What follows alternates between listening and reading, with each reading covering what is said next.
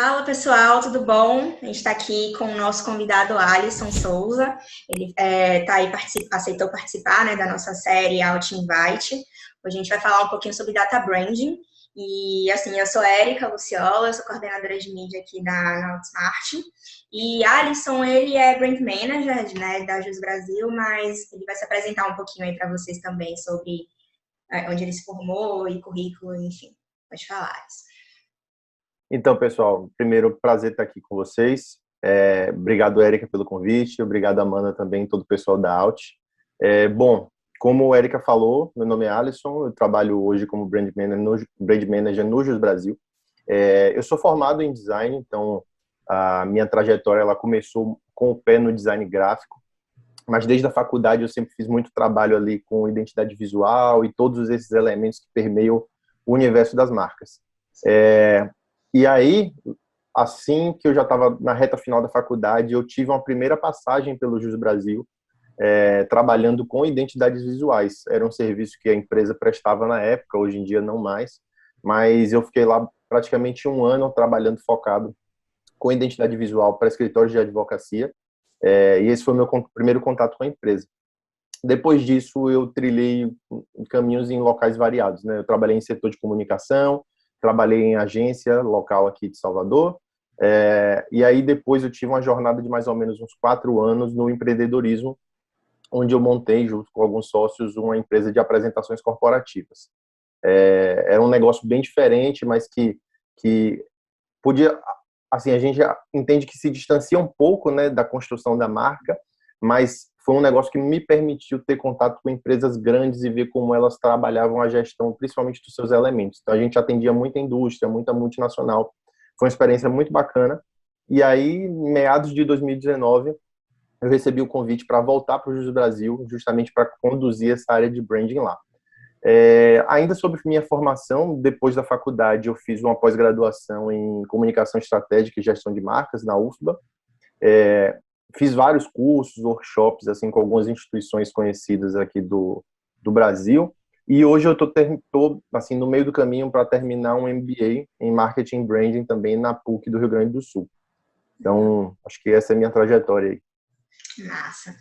Então, assim, a ideia é debater um pouquinho sobre algumas perguntas que a gente coletou aqui com o pessoal, tá? Então, assim, meio que começando, aqui dentro da Outsmart, a gente sempre teve muito essa questão da cultura data-driven, né? De reconhecer a importância de um dado, de ter informações para uma tomada de decisão. Então, é sempre alguma coisa que a gente tem buscado muito aqui dentro. E aí eu quero que você primeiro, dar um passo atrás, né, explicar, assim, o que é data branding, como é que funciona, enfim, dar um panorama geral, assim, do que é isso, do que é data branding. Bacana. Acho que de maneira muito resumida, direta ao ponto, o data branding seria ali, de fato, trabalhar a construção e a gestão da marca com essa orientação a dados também. Quando a gente fala de branding, por ser também um tema muito recente, coisa de seus 30, 40 anos, sempre o branding foi trabalhado de forma muito subjetiva e muito intangível. Então, alguns autores, até no começo, sempre falavam, né? A marca é uma coisa muito intangível, é difícil de você mensurar. No entanto, hoje, não só pela tecnologia que a gente tem, pelos canais digitais, também quanto ao avanço de algumas pesquisas, a gente consegue entender melhor como a marca está impactando, de fato, na estratégia do negócio e nos resultados. Então, acho que o data branding seria bem isso, a gente conseguir medir alguns avanços e alguns impactos que a marca proporciona no negócio. Uhum. E é engraçado, né? Porque às vezes quando a pessoa ouve falar de branding, ela fica pensando que é só a marca mesmo, né? O logozinho, o texto, etc. E tem muito mais por trás disso, né? Tem todo um conceito, tem toda uma visão, uma estratégia, enfim. Então, às vezes as pessoas têm uma visão um pouco limitada em relação ao tema mesmo, né? O que é, de fato, o branding, como isso é poderoso dentro de uma organização, de uma marca, enfim. Perfeito.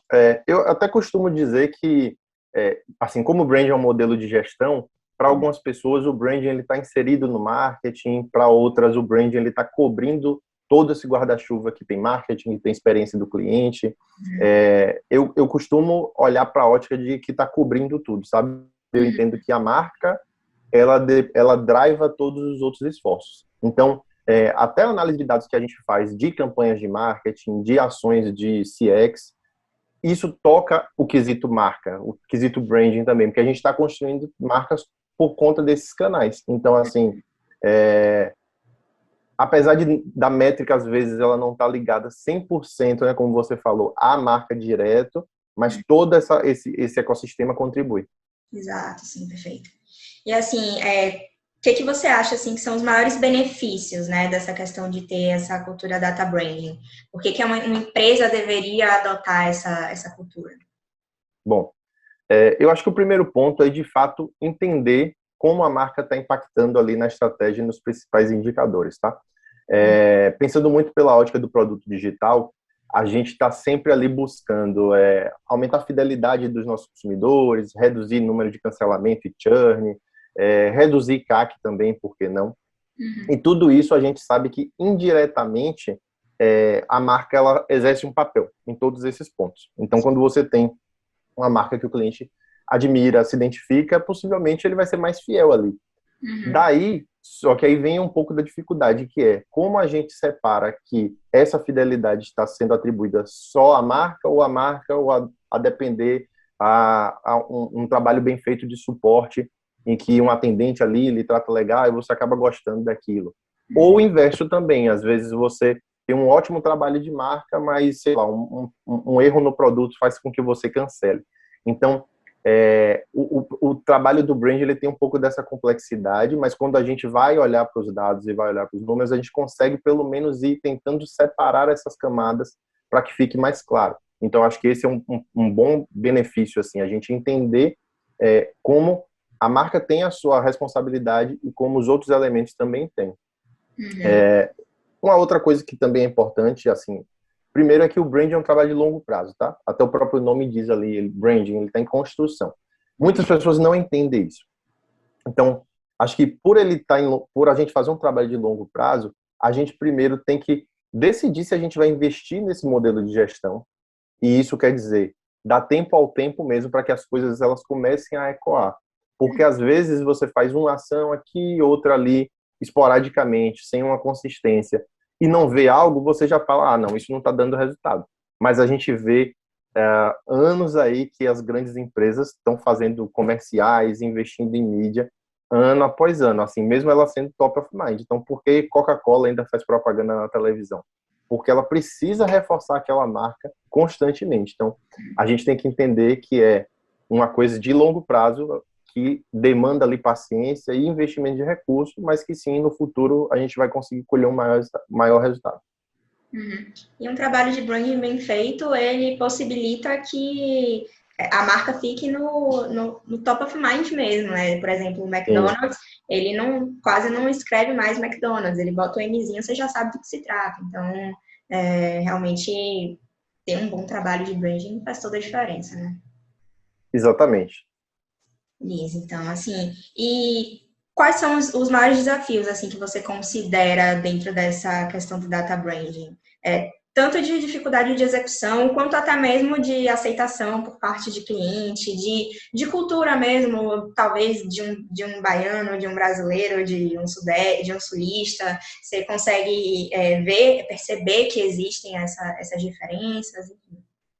Bom, essa pergunta é bem boa. Tem vários problemas, vários desafios, tá? Acho que um primeiro conversa muito com a pergunta anterior, né? Que é a coisa do investimento de longo prazo. Isso que você falou foi muito legal. A gente olha para o McDonald's, vê aquele Mzinho e já associa e já desperta talvez ali até a própria vontade do consumo.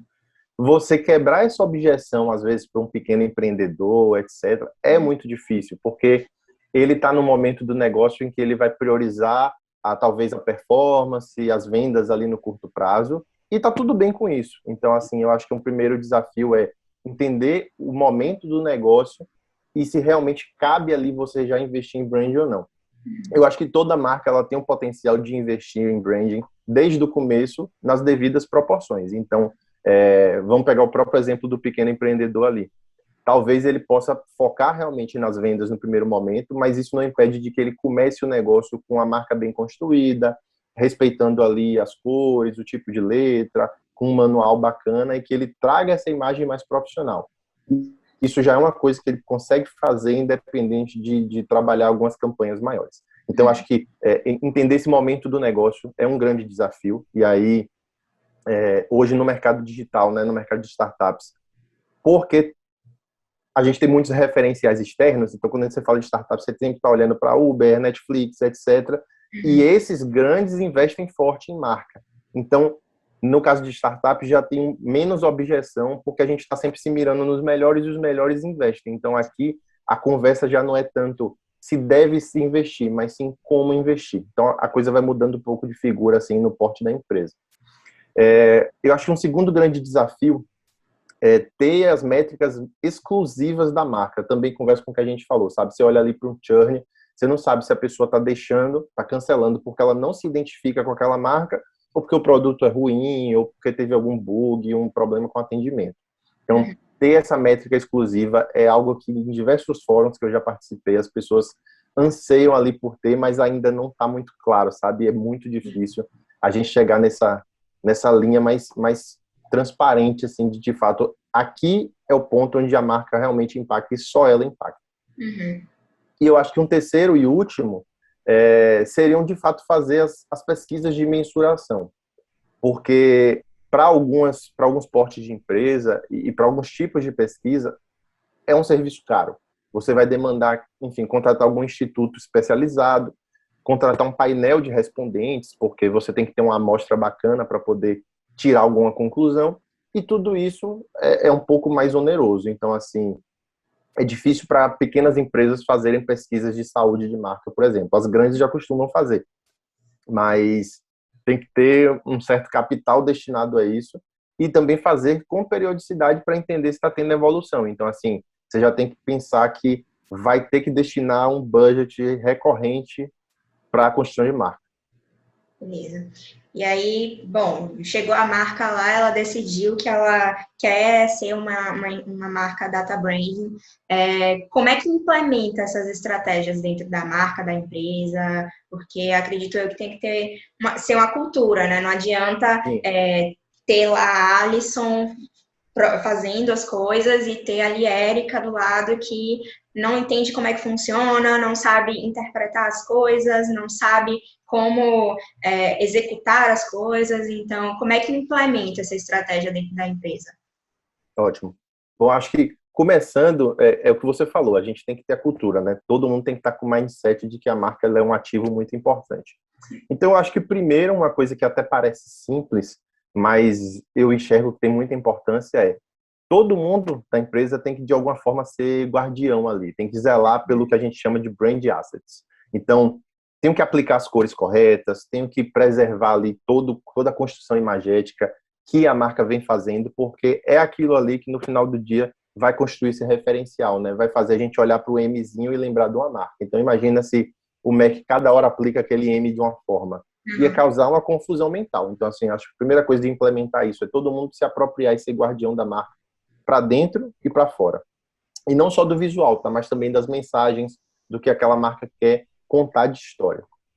E aí, eu acho que uma vez com isso mais delimitado, a gente primeiro tem que traçar o que é que a gente quer alcançar, né? Qual é a estratégia que a gente vai trabalhar. Então, vamos dizer que a curto prazo seja, eu quero ampliar um pouco ali meu awareness na praça, sei lá, de Salvador. Tem um negócio local, quero que as pessoas entendam que eu estou vendendo produto X em Salvador.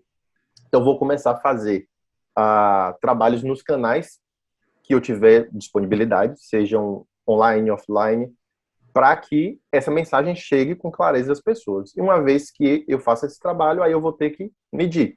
E aí eu vou fazendo esse acompanhamento. Então, acaba que o reflexo disso vai vir por meio dos principais indicadores dos canais, né? Meus números estão crescendo lá, seja de engajamento, seja de número de seguidores, seja de volume de buscas, etc. Então, a coisa vai crescendo e a gente vai fazendo ali.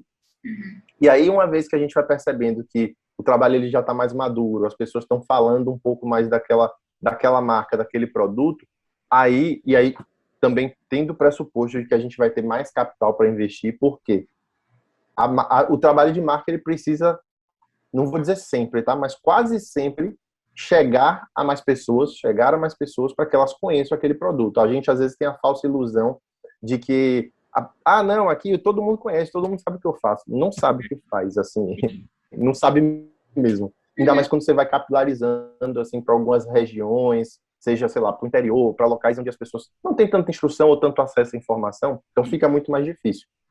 Então, assim, tem que estar constantemente investindo, e aí cada investimento desse, a depender, ele pode impactar na percepção de uma fatia desse público, e aí você realmente também tem que olhar e medir. Então, por exemplo, se seu público for um público mais de nicho, você faça ali eventos periódicos. Pô, depois desse evento ali, qual foi a repercussão que teve, né? Como é que as pessoas perceberam ou passaram a nos perceber? Então, aí você roda alguma pesquisa, olha para os próprios números nos canais digitais e por aí vai. Então, eu acho que, assim, começa devagarzinho, cuidando ali mesmo, zelando pela marca, criando a cultura, e aí depois vai expandindo para as ações que vão reverberar em comunicação e nas demais métricas do negócio. Uhum. E me tira uma dúvida assim, em relação à análise da efetividade mesmo de uma ação, quando ela é executada. Essa mensuração, como é que ela é feita? Quem é que faz essa mensuração? É a equipe toda? Existe uma equipe de dados específica para isso? O designer entra, o redator entra? Como é que funciona essa questão de mensuração de dados? Legal. Acho que também isso aí vai depender muito do porte das empresas, né? Em empresa pequena, a gente sabe, né? Acaba todo mundo fazendo um pouco. Então, acho que quem está ali meio que como analista, olhando para os canais, acaba medindo, né? E aí fazendo algum tipo de reporte, levando isso para a sua liderança, para discutir com a gestão. Mas em empresas grandes, tem pessoas de dados, tem pessoas de Consumer Insights, e às vezes até isso é meio que terceirizado. Então, assim, você só pede a quem estiver gerindo a marca, né? Pede aos institutos que eles levantem esses dados, recebe os relatórios. E tem esse monitoramento com mais constância. Então, assim, depende muito do porte e da estrutura, também da robustez dos dados que você quer levantar. Uhum. E esses KPIs que são avaliados, eles dependem do objetivo de cada cliente, né? Se ele quer mais conhecimento, que mais pessoas conheçam, se ele quer mais vendas, se ele quer diminuir aumentar, na verdade, taxa de conversão. Então, esses KPIs de sucesso, né, por assim dizer, da estratégia, são definidos a partir do objetivo real do cliente, certo? Perfeitamente. Acho que isso já conversa até com um pouco de como a gente pode usar ferramentas para medir, né? Então, acho que uma coisa que é bem simples e dá para fazer com baixo custo é pesquisa com o usuário. Então, assim, você pode usar ali um SurveyMonkey e elaborar essas pesquisas para analisar de diversas formas. Pode ser desde a minha identidade visual tá ali comunicando a personalidade que eu quero, então, assim, medir isso através de uma pesquisa qualitativa. Ou você rodar alguns formulários, realmente, se os clientes eles estão satisfeitos de alguma forma ali, né? Fazer uma espécie de pesquisa de NPS, etc. Dá para fazer isso com formulários. Então, assim, isso também vai, como você falou, depende do objetivo, mas eu acredito que os formulários são a forma mais simples e barata da gente já fazer algum tipo de mensuração para isso. Acho que um segundo ponto que é bacana e que eu vejo ganhar mais forma e mais espaço assim nas agências e nas empresas é fazer o monitoramento nas redes sociais, né? Principalmente de social listening.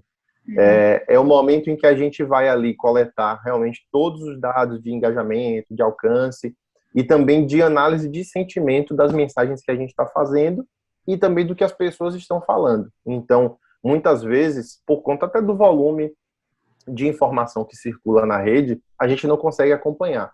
E essas ferramentas, elas permitem ali que a gente sete a palavra-chave da marca e veja o que estão falando. Então, sei lá, botar outsmarting, pô, tem quantas pessoas falando e falando em que tom? Elas estão neutras, elas estão detratoras ou promotoras? E aí a gente consegue, a partir desse volume, definir também estratégias de, não, eu preciso aumentar o número de menções positivas e de associações positivas, né? Ou, enfim, aí vai depender muito do objetivo de cada marca.